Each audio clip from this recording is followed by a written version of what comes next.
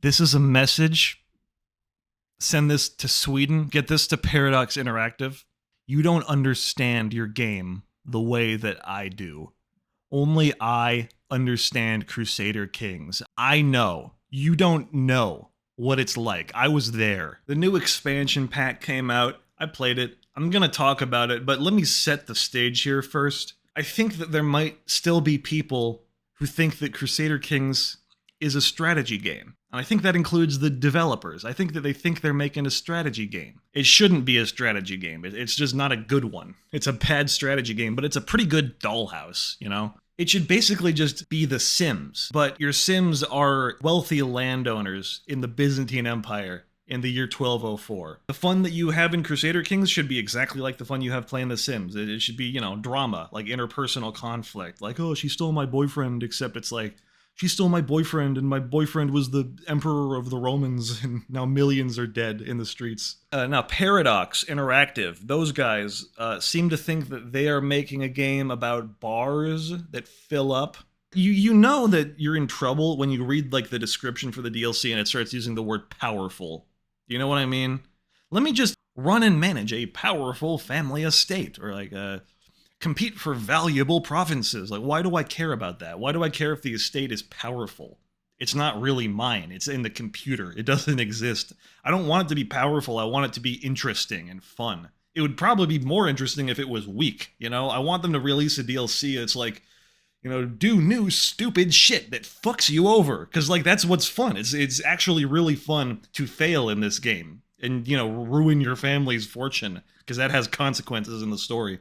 They should release like a DLC that overhauls alcoholism and lets you get like really, really bad with it. What would they even add? They'd add like a fucking ticker that's like, oh, here's how long it can be until your next drink. That would be fun, actually. That would be like a fun use of a ticker, because it's the character based. It makes the game less fun when they only add like powerful stuff that makes my character stronger, because like then there's no challenge to it. I don't want my character to be strong. I want him to be interesting. So let me actually talk about this DLC that I'm supposed to be reviewing. The main new thing they added is you can play as a character who doesn't own any land.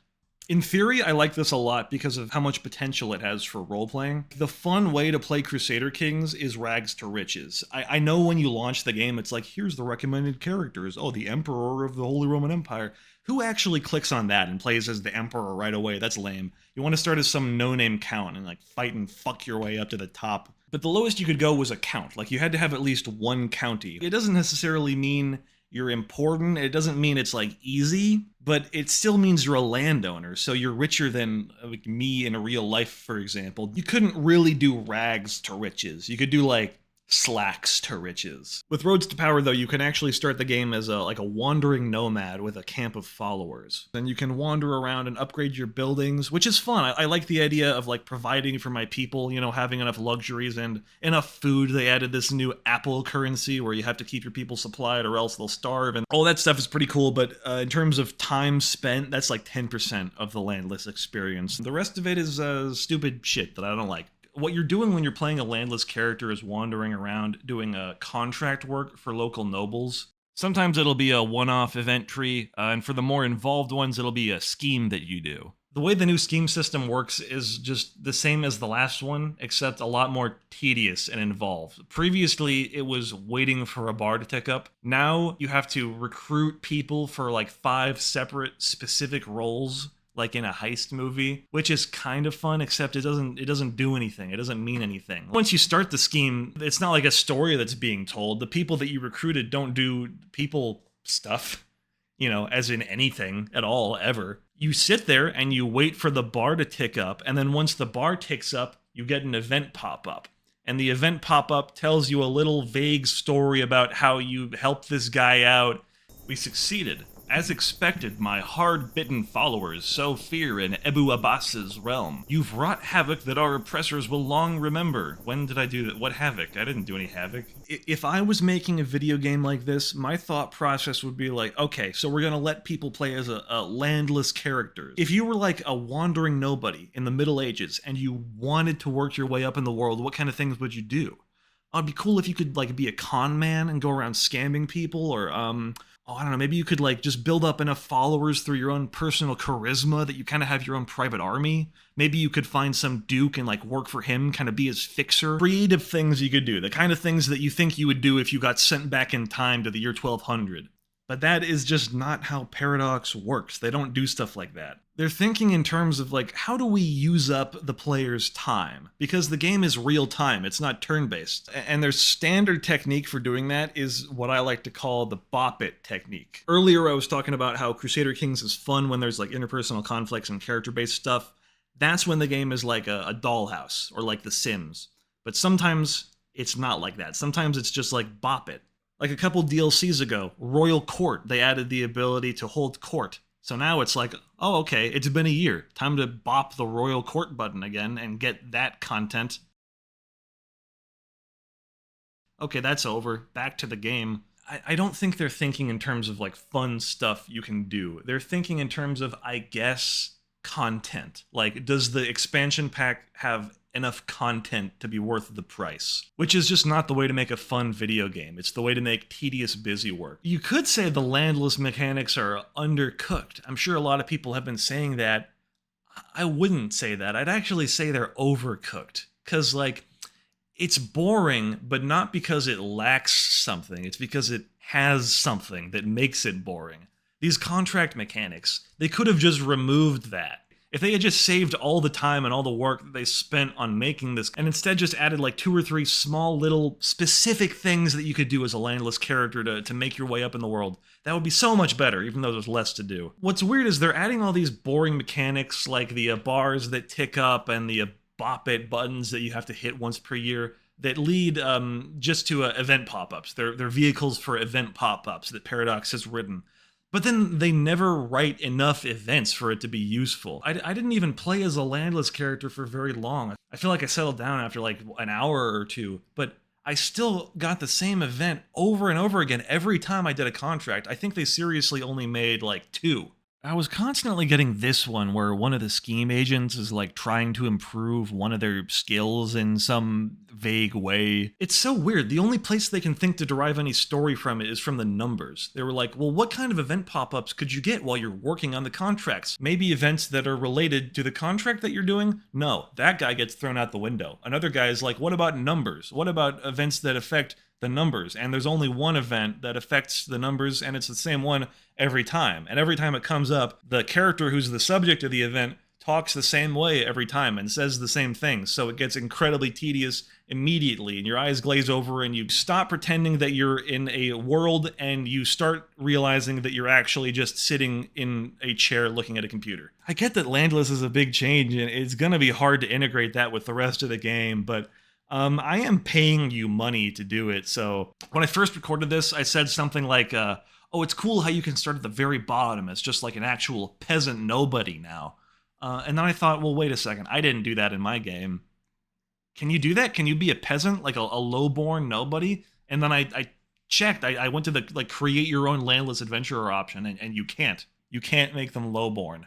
I get why they made that decision, because yes, Crusader Kings is a game about dynasties, and it wouldn't really make sense to be playing as a character who doesn't have a dynasty. But you could have said the same thing about playing as a character who doesn't have land. It's a game about founding a dynasty, so you know what would be a fun thing to do? Founding the dynasty. Like when you make a custom character, you can customize your dynasty, and then I guess the implication is you founded it at some point, you know, before the game started, but you still did that all yourself. Presumably you were lowborn, but then you don't actually get to be lowborn in the game. That's lame. Come on, they could have figured that out. Like, it's genuinely important to me that I should be able to start the game as a lowborn, like an actual peasant, and then work my way up, actually establish my dynasty. Then maybe you would get like a trait added to your character that's like, oh, new money.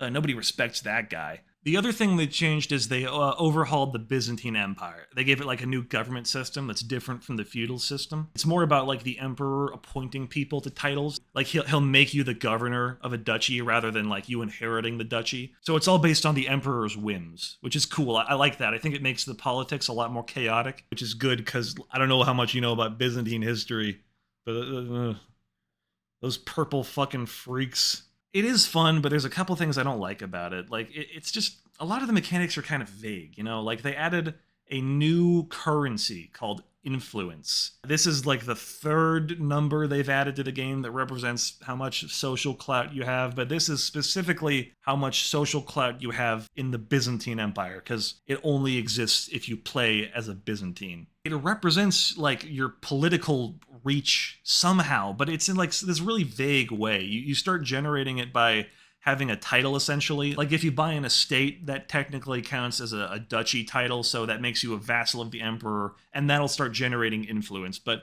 what's weird is how easy it is to become influential. Like I mentioned how you can't be lowborn, but like even if you start as like some landless weirdo who technically has a last name, you'd think people would not be okay with you being an important mover and shaker. Like in my game, when I was landless, I was playing as a bandit. Like I was going around robbing people, and I was only able to settle down because I literally blackmailed the local duke into selling me some land.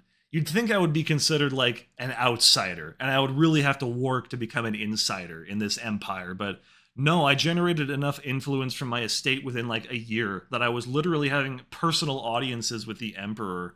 Like that really starts to break my immersion. I'm some nobody. I'm a complete rando. I'm not even in Greek, but I send the emperor $200. That makes him like me enough that he's like, "Hey, do you want a kingdom? Do you want to be a governor of an important, wealthy province that people would kill for?" Pretty soon I had my family members controlling like a good chunk of the empire, but I was just sitting there like not even satisfied with myself. I was like, man, it's crazy that we got here. After all those adventures that led to this, well, actually, did they lead to this?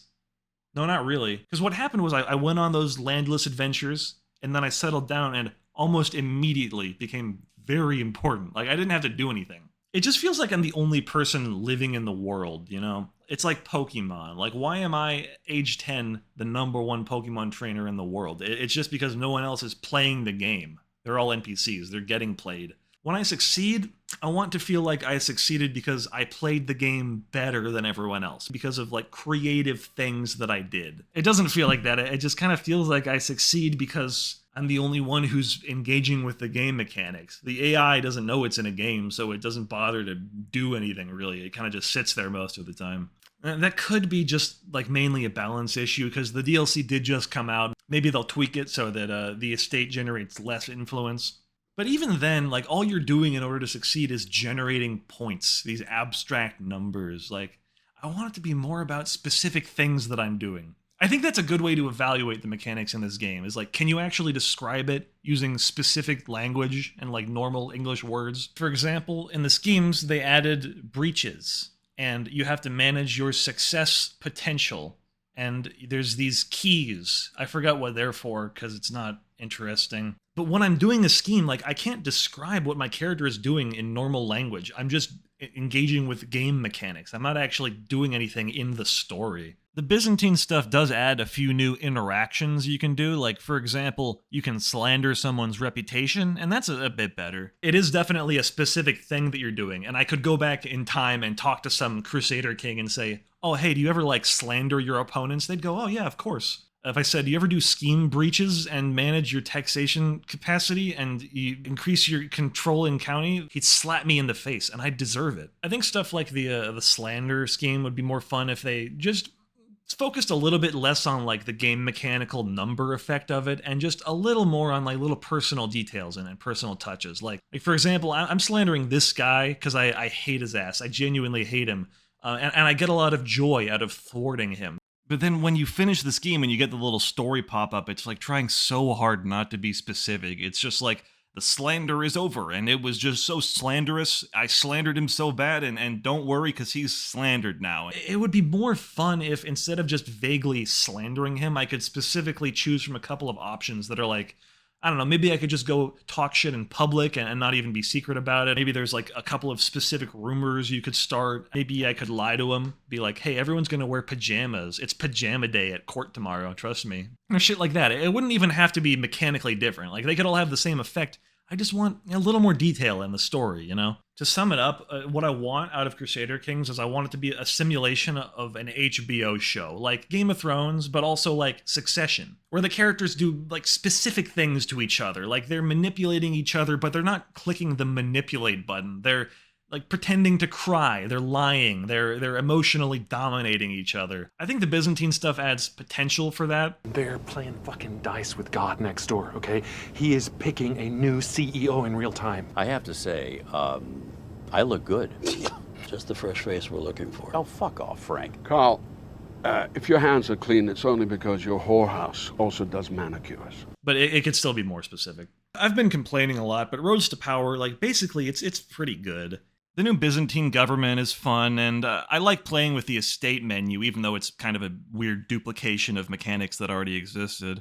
It's not worth $30, honestly, but it's worth like $12.99, which is more than I can say for any of the DLCs they released before this. You remember Legends of the Dead? That shit only existed to generate money. No one thought that was going to be a fun idea. Like, that is the ultimate bop it. Roads to Power, it's still got some bop it, but it's actually fun. This is the first fun one.